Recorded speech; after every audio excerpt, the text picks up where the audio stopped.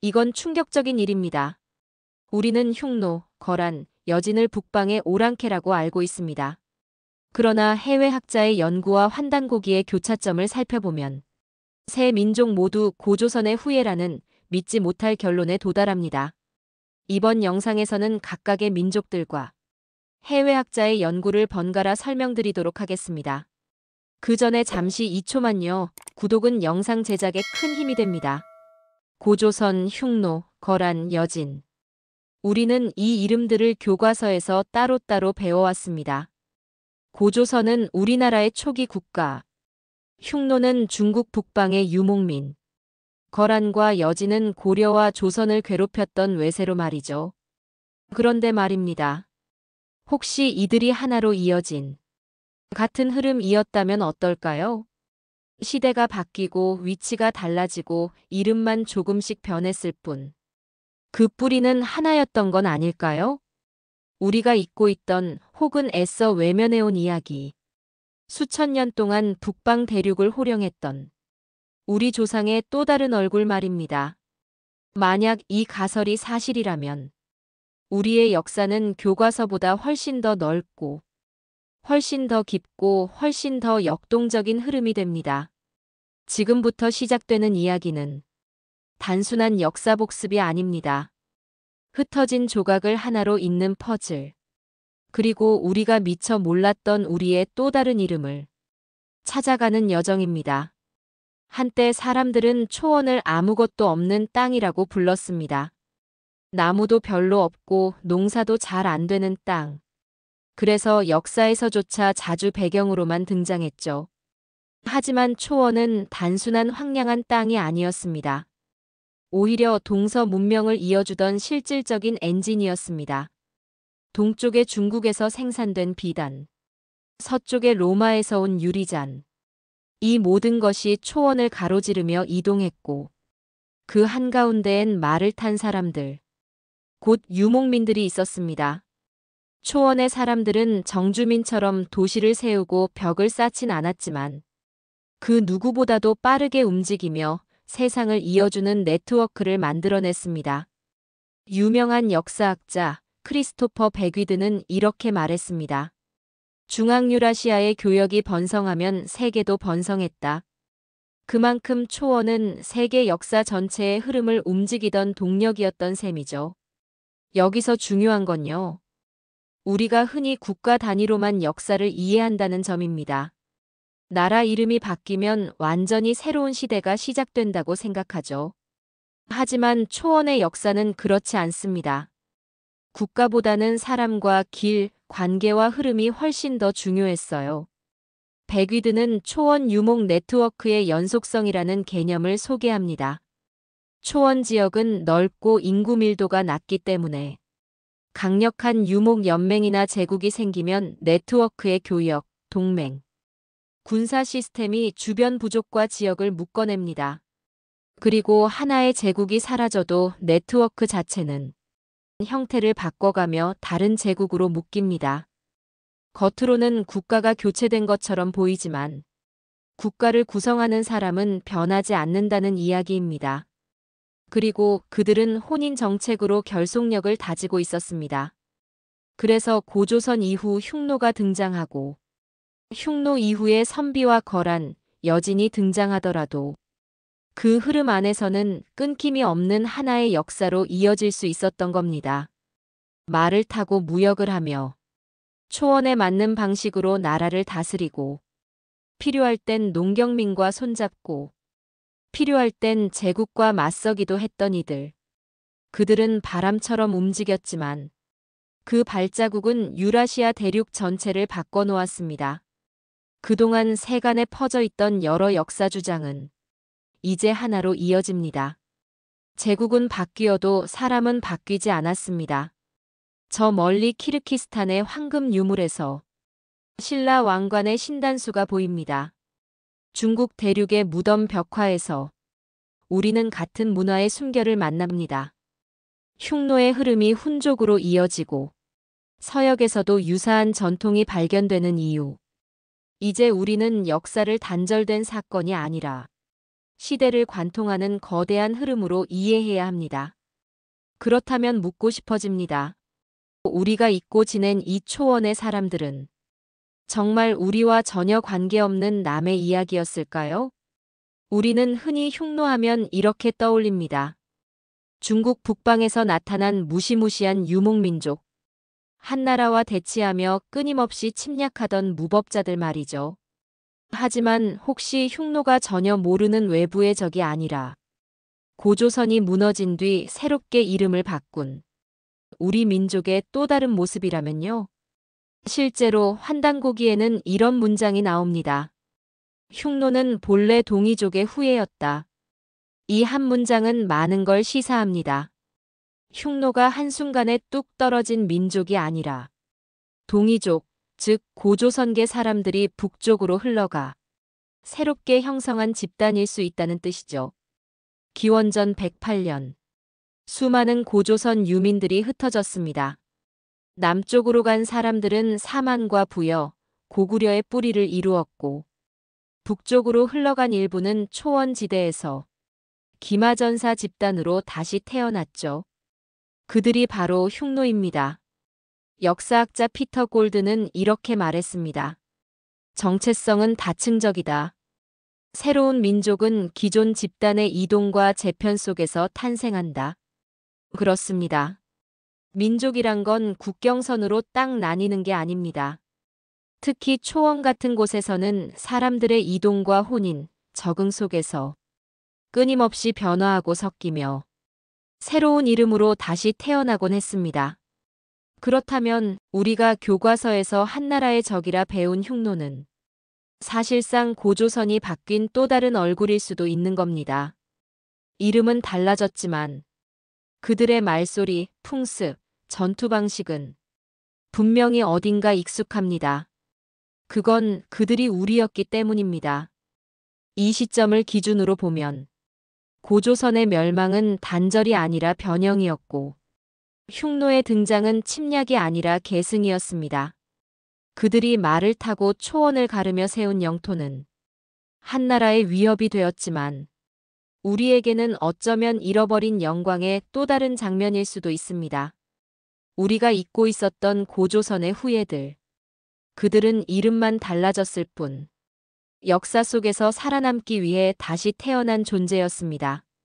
흉노는 고조선이 초원 위에서 다시 써내려간 이야기였습니다. 역사는 끊기는 법이 없습니다. 겉으로는 멸망한 것 같아 보여도 그 사람들, 그 문화, 그 생각은 어딘가에서 모양을 바꿔 이어지곤 하죠. 흉노도 그랬습니다. 중국 한나라와의 오랜 전쟁 끝에 기원 후 1세기 무렵 흉노는 역사에서 사라졌다고들 합니다. 하지만 정말 그랬을까요? 흉노의 붕괴 이후 그 잔존 세력은 여러 갈래로 흩어졌습니다. 그중 북방의 일부 세력은 초원지대에서 다시 모여 새로운 이름으로 부활하게 되죠. 그 이름이 바로 거란입니다. 환단고기에는 다음과 같은 문구가 있습니다. 환웅의 후예가 흩어져 거란이 되었다. 이 문장은 우리가 거란을 새롭게 바라보게 합니다. 흉노의 유산, 더 나아가 고조선과 환웅 계열의 흐름이 완전히 사라진 게 아니라 거란이라는 이름으로 다시 나타났다는 것이죠. 역사학자 피터 골드는 흥미로운 분석을 남겼습니다. 흉노의 제도적 전통이 거란에게 이어졌다. 연맹구조, 기마전술 등은 그대로 계승되었다. 이 말은 거란이 흉노와 완전히 다른 민족이 아니라 그 문화를 자연스럽게 이어받은 후속 네트워크라는 의미입니다. 흉노가 그랬듯이 거란 역시 여러 부족이 느슨한 형태로 연합해 구성됐습니다. 강력한 왕권보다는 각 부족장이 주축이 되었고 말을 타고 전쟁을 벌이며 넓은 초원을 누볐습니다. 그들의 무기, 갑옷, 전투 방식에서도 흉노의 그림자가 분명히 보입니다. 이런 흐름을 알고 보면 거란이라는 이름은 전혀 새로운 민족이라기보다 초원 네트워크 속에서 같은 계열이 다른 모습으로 재편된 것이라 할 수 있습니다. 말하자면 고조선 흉노, 거란은 단절된 역사가 아니라 서서히 모양을 바꾸며 이어지는 하나의 흐름입니다. 그렇다면 우리가 침략자라며 경계했던 거란도 어쩌면 잊고 지낸 친척 같은 존재가 아닐까요? 그들은 우리가 익히 아는 고조선, 흉노의 사람들과 유사한 말을 썼고 같은 풍습을 가졌으며 동일한 초원의 바람을 맞으며 살아갔습니다. 후대에 밝혀진 고고학적 사실에는 거란의 요나라가 고조선의 팔조법을 시행했다는 기록도 있습니다. 침략과 방어라는 단순한 구도로 보기보다는 거란이라는 이름 속에 담긴 역사의 연속성을 이제는 다시 들여다봐야 할 때입니다. 역사는 늘 그 이름을 바꾸며 다시 나타납니다. 거란은 우리가 잊고 있던 초원의 기억이었습니다. 역사는 때때로 빛나는 왕조가 사라지며 끝나는 것처럼 보입니다. 하지만 그런 역사도 자세히 보면 다른 이름으로 이어지고 있었던 경우가 참 많습니다. 발해도 그랬습니다. 926년 거란족의 침략으로 수백 년 동안 동북아시아의 강국으로 군림하던 발해는 결국 무너지고 말았습니다. 하지만 그걸로 끝이 아니었습니다. 그 땅에 남아있던 사람들, 부여계와 고구려계의 유민들, 그리고 초원지대의 유목 세력들이 하나둘 다시 뭉치기 시작했습니다. 그렇게 등장한 새로운 이름, 바로 여진입니다. 환단고기에는 다음과 같은 문구가 있습니다. 부여에 남은 백성이 뒤에 여진이 되었다. 이 문장은 여진이 결코 낯선 침략자가 아니었음을 보여줍니다.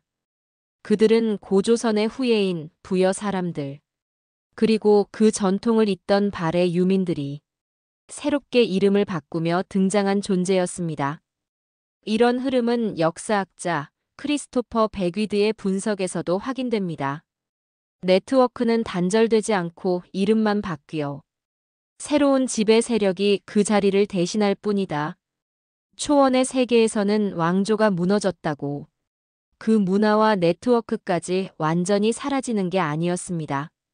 누군가는 그 땅을 지키고 있었고 또 다른 누군가는 유목민들과의 결합을 통해 더 강력한 이름으로 다시 돌아온 겁니다. 그게 바로 여진이었어요. 여진은 발해보다 더 유목적인 군사 전략을 가졌지만 그 속에는 분명히 부여, 발해의 문화적 흔적이 남아 있었습니다. 그들의 말투, 복장, 관습, 완전히 새롭게 만들어진 것이 아니었습니다. 고조선 부여 발해를 거쳐 이어져 온 정체성의 흐름이 그대로 남아 있었던 거죠. 여진의 역사서 금사에는 여진이 발해의 후예라는 글이 나옵니다. 그리고 역사학자 지나반스는 발해 멸망 이후 여진이 발해 유민을 흡수하면서 문화적 혼종성이 나타났다고 분석합니다. 그러니까 우리가 금나라를 세운 여진을 단순히 외적으로만 보는 건 그 흐름의 본질을 놓치는 겁니다. 그들은 이름만 바뀌었을 뿐 그 뿌리는 고조선으로부터 시작된 동이족 네트워크의 한 줄기였던 겁니다. 전쟁과 멸망, 새로운 동맹과 융합 속에서 그들은 다시 살아났고 초원의 바람 위에 또 다른 깃발을 세웠습니다. 고조선에서 시작된 하나의 흐름은 부여를 거쳐 발해로 이어졌고 결국 여진이라는 이름으로 다시 세상에 나타났습니다. 역사는 절대 끊어지지 않습니다. 그 이름이 아무리 바뀌어도 불었던 바람과 기억은 어딘가에서 다시 꿈틀대며 살아납니다. 여진은 그런 기억의 다른 이름이었습니다. 흉노가 무너지면 모든 것이 끝일까요? 거란이 사라지면, 발해가 멸망하면 그들의 역사도 함께 사라졌다고 우리는 쉽게 말합니다. 하지만 진짜 그랬을까요? 이름은 바뀌고 나라는 멸망해도 사람은 살아남습니다. 그리고 그 사람들이 다시 모여 새로운 이름으로 역사를 이어갑니다. 역사학자 피터 골드는 이렇게 말했습니다. 사람과 규범이 이동하며 새 민족이 된다. 동일하게 보이지 않을 수도 있지만 낯설게 닮아 있다. 이 문장은 지금까지 우리가 따라온 흐름을 너무도 정확하게 말해줍니다. 고조선에서 흉노로, 흉노에서 거란으로, 그리고 거란에서 여진으로.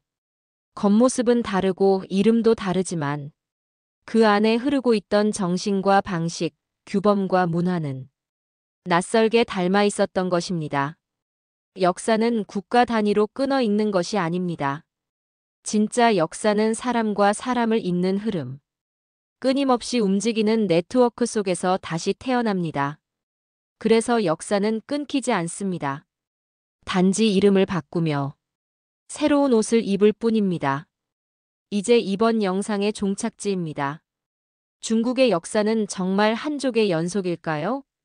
역사학자 파멜라 크로슬리는 그녀의 저서 만주에서 이렇게 말합니다. 청제국은 한족 왕조의 계승자가 아니라 만주족이 주체가 된 새로운 다민족 제국이었다. 그녀는 주장의 근거로 다음과 같이 주장했습니다. 황실과 귀족은 끝까지 만주어를 쓰고 만주식 복식을 입었으며 사냥과 군사 전통을 지켰습니다. 국가의 심장부에는 만주실록과 팔기제도라는 철저한 만주식 제도가 자리 잡고 있었죠. 그들은 한족 속으로 녹아든 게 아니었습니다. 만주의 정체성을 끝까지 지키며 새로운 다민족 제국을 세운 것입니다. 또 다른 학자 에벌린 라우스키는 저서 마지막 왕국에서 강조합니다. 청나라의 황실은 끝까지 만주적 정체성을 지켰으며 한족의 전통에 흡수되지 않았다. 즉, 학계가 말하듯 한족의 왕조는 명나라에서 끊어졌습니다. 청은 한족의 후계가 아닌 만주족의 나라였던 것이죠. 그런데 흥미로운 사실이 있습니다. 환단고기는 이미 오래전 청나라의 전신인 여진을 부여의 후계자로 지목하고 있었습니다. 여기에서 서구 학자들이 새롭게 발견한 사실과 환단고기의 기록은 맞닿아 있습니다. 청나라는 단순한 중국 왕조가 아니었습니다. 그들은 만주족, 곧 고조선의 후예였던 것입니다. 그래서 한족의 역사는 명나라에서 끝났습니다. 그리고 청은 고조선의 마지막 울림이었습니다. 백위드 교수는 저서에서 다음과 같이 얘기합니다. 초원은 세계사의 엔진이었다. 초원은 문명의 끝자락이 아니었습니다. 중심이었고 통로였고 무너진 제국들이 다시 시작하는 자리였습니다. 유럽과 중국, 인도와 페르시아가 만나는 이곳에서 우리 조상의 흐름도 그렇게 이어졌습니다. 이제 우리는 물어야 합니다. 우리가 알고 있는 역사는 정말 우리가 기억해야 할 전부였을까요? 고조선에서 시작된 한 갈래의 흐름은 수천 년의 시간 속에서 여러 이름으로 바뀌며 계속해서 살아 움직이고 있었습니다. 그리고 우리는 지금 그 낯익고 낯선 이름들 사이에서 다시금 우리의 자리를 찾아가고 있는지도 모릅니다. 역사는 언제나 우리보다 한 발 앞서 흐르고 있었습니다. 초원의 바람을 타고 다른 이름으로 다른 모습으로 다시 태어나며 흐름을 이어갔죠. 우리는 그동안 이들을 외부의 침략자, 중국 북방 민족으로만 기억했지만 사실 그 안에는 우리 민족의 잃어버린 또 다른 얼굴이 숨겨져 있었습니다. 국가는 바뀌어도 그 속을 흐르는 초원의 힘은 결코 사라지지 않았습니다. 그 힘은 이동하고 섞이면서 그리고 적응하면서 뿌리를 잇지 않았던 사람들의 이야기였습니다. 이제 우리는 이름이 아닌 흐름을 봐야 합니다. 지도 위의 선이 아니라 사람과 기억, 문화가 어떻게 이어졌는지를 말입니다. 역사는 끊어지는 것이 아니라 늘 이어지는 강이었습니다. 그리고 그 강은 지금도 흐르고 있습니다. 이야기는 여기까지입니다.